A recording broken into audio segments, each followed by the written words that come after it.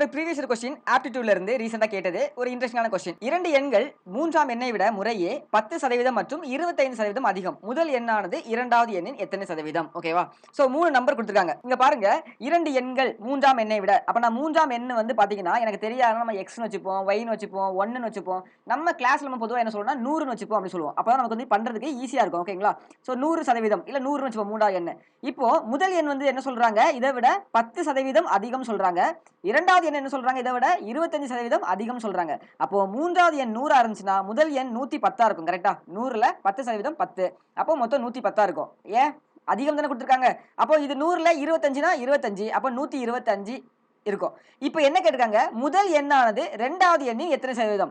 முதல் எண்ணானது இரண்டாவது எண் 125ல 110 அப்படின்றது என்ன? நீங்க கிளாஸ்ல 100 மார்க் வாங்குறீங்க. 100க்கு 50னா என்ன? அப்ப எனக்கு வந்து என்ன கண்டுபிடிக்கணும்? பெர்சன்டேஜ் கேட்டிருக்காங்க. எத்தனை சதவீதம் கேட்டிருக்காங்க. அப்ப நான் சதவீதத்துக்கு இன்டு 100 போட்டுக்கிறேன். ஓகேங்களா? இப்போ இத எதெல்லாம் வந்து நம்ம ஈஸியா சால்வ் பண்ணலாம் அப்படின்னு பார்க்கலாம்.